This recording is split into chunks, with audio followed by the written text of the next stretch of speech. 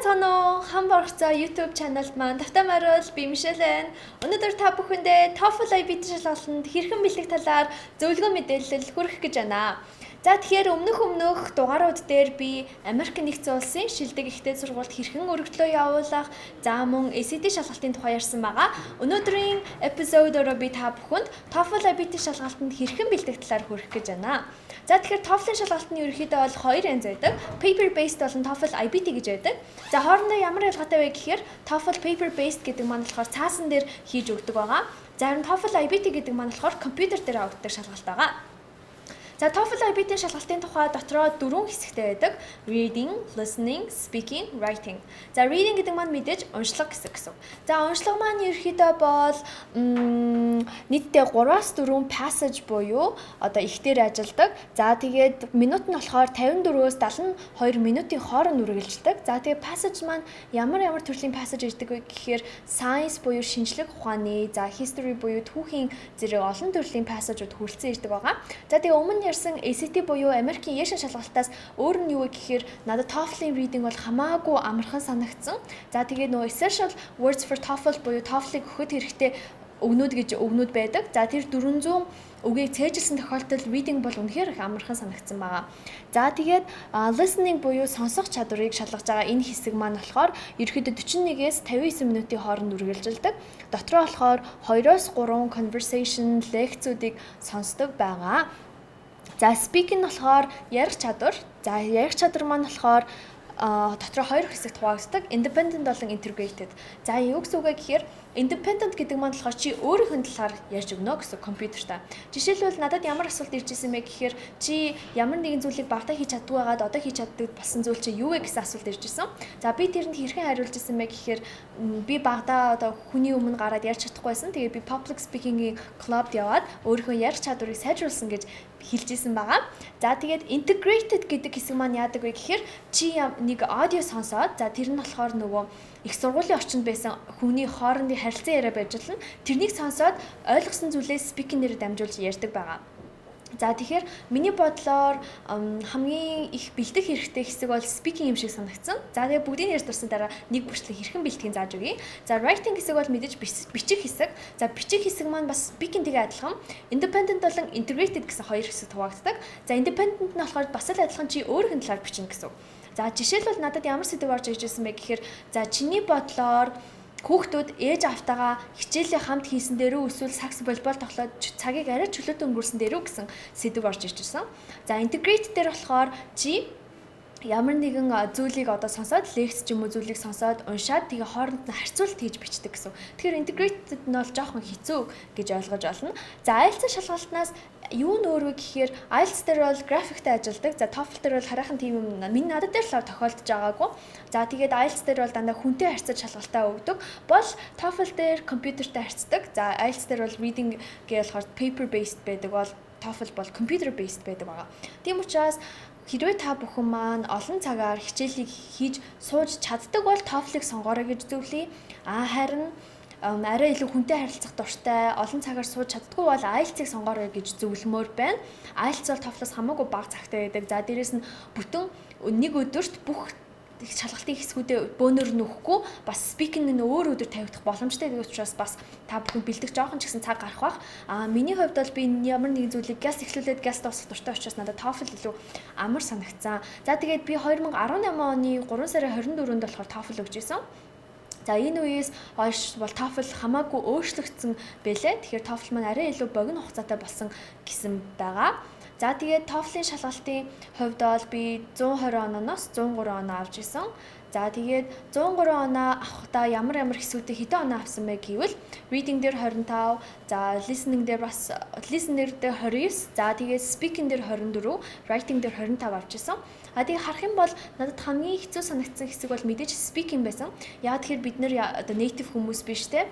Тэгээд байнга нөгөө vacuum орчинд байдгүй болохоор speaking-ийг бэлдэх үнэхээр хэцүү байсан. Дээрээс нь би TOEFL-ийн шалгалтанда өөрөө яг би дааж ямар нэгэн сургалтанд суухгүй бэлдсэн учраас надад speaking-ийг дандаа өөртөө харьцаад алдаа дутагдлаа олоход бас хэцүүсэн болохоор би speaking дээр 30 оноос 24 авсан болов уу гэж бодсон.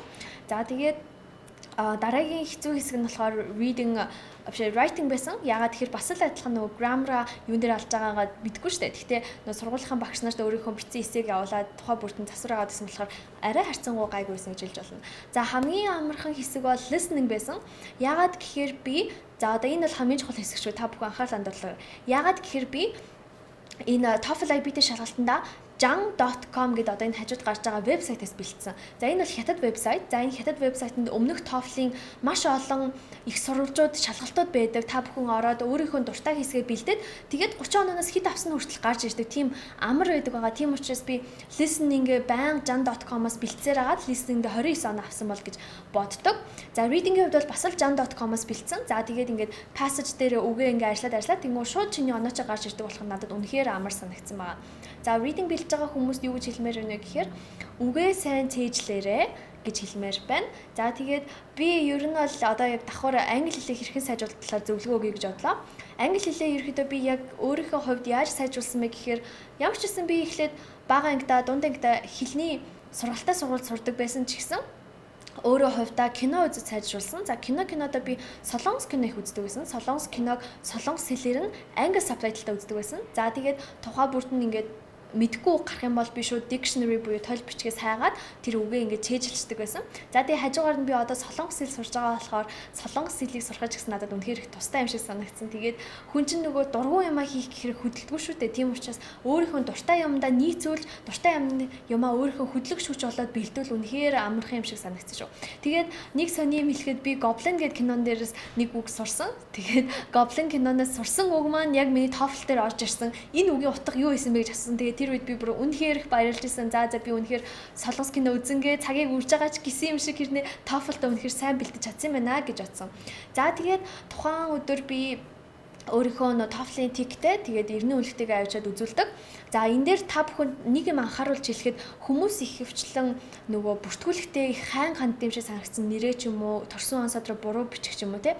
Тэгээд нөгөө шалгалтынхаа өдөр очингууд эрдэнэ үнэлгээний зүрхэнгууд шалгалтанд оруулахгүй болдог. Тэгээд шалгалт бол үнэхээр өндөр төлбөртэй. ACT бол 285 мянга байсан бол TOEFL шалгалт бол 500 гаруй мянга болдог. Тийм учраас 500 мянган төгрөгийн шалгалт өгж байгаа юм чинь маш хариуцлагатай хандаарай гэж та бүхнээс хүсэж байна. Бүртгүүлэхдээ яг эрдэнэ үнэлэх пассвортыг харж агаад үг үсэг бүрийн шалгахгүй бол та бүхэн шалгалтанд орж чадахгүй. Тэгээд 500 мянган төгрөгийг зүгээр л салхинд хийсэг болно шүү. Тийм учраас маш анхааралтай байгаарай гэж хэлмээр байна. За тэгээд би шалгалтаа бол шүтээс төгсөн.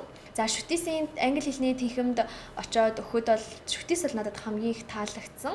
Ерөнхийдөө яг хүн болгоны дуудаж оруулаад нэгээр нь оруулаад assigned seat-ийн зааж өгөө тэгээд орд юм бэлээ. Тэгээд нэг инээдтэй юм хэлэхэд би амьдралдаа яг нэг л зурган дээр үнэхээр аимшигтай царимуутай гарсан байдیں۔ Тэр нь бол миний TOEFL-ийн зураг.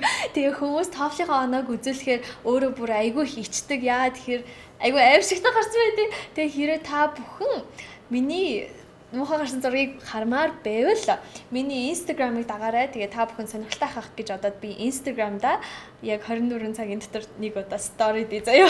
За миний Instagram одоо доор гарч байгаа хамборх цаг гэдээ баг шүү. За тэгэхээр та бүхэн бас цаашдаа оноогоо хүнд үзүүлэх байгаа бол бас хөөрхөн болж очиорой гэж хэлмээр байна. За тэгээд тэр өдрөө идэж уух юмаа сайн зохицуулаарай. Өглөө сайхан эртхэн сэрээд breakfast буюу өглөөний цайгаа заавал уугаарай. Ягаад тэгэхээр өглөөний цайгаа уухгүй болохоор шалгалтанд ороод үнэхээр толгой ажилдаггүй хэцүү байдаг. За тэгээд TOEFL шалгалт маань бас л нэлээд урт шалгалт учраас та бүхэн маань ус снакаас авч яваарай. Тэгээд тэрнийгээ болохоор ACT шиг ангидаа авч ордоггүй юм билээ. Яадаг вэ гэхээр локерт хийд юм билээ. Шүтээс дээр локерт хийдэг. Тэгээд TOEFL шалгалт маань дандаа нэг завсарлагатай байдаг, breakтэй байдаг. Тэгээд breaker нь 0 орж олно, бас snack уснасаа ууж олно. Хамгийн гол нь би break амаар байна гэж хэлэх ёстой юм байлээ.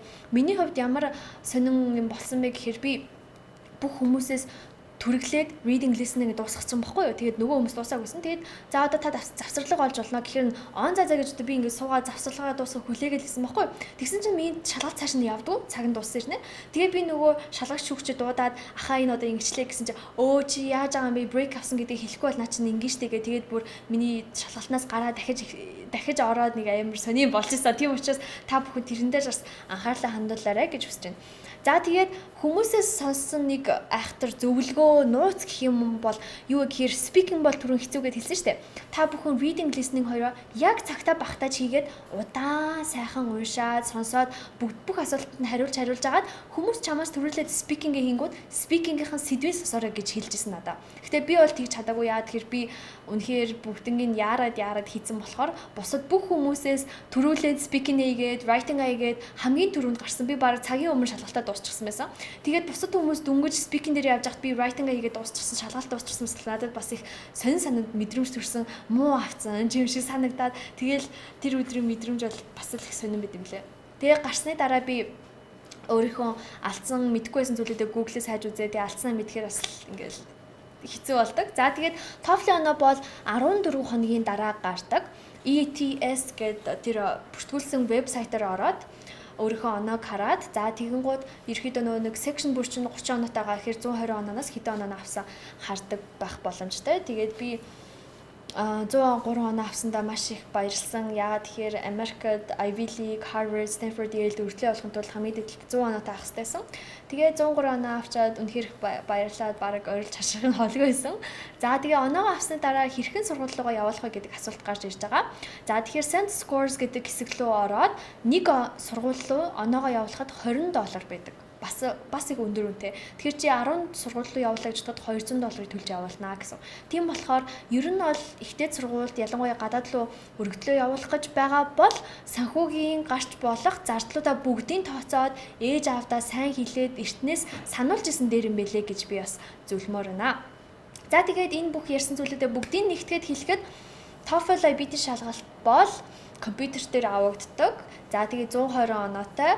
За тэгээд listening, reading, speaking, writing гэсэн дөрвөн хэсэгтэй ийм шалгалт байгаа шүү. Тэгээ та бүхэн маань миний зөвлөсөн jan.com-оор ороод TOEFL IBT-д бэлдээрэй. За би бол ямар нэгэн номноос бол бэлдээгүй. Тэгээд үгсээ сайн цээжлээрэй. Дараагийн дугаараар илүү сонирхолтой гоё мэдээлэл оруулах болохоор манай YouTube channel-ыг subscribe хийгээрэй. Баяр таа.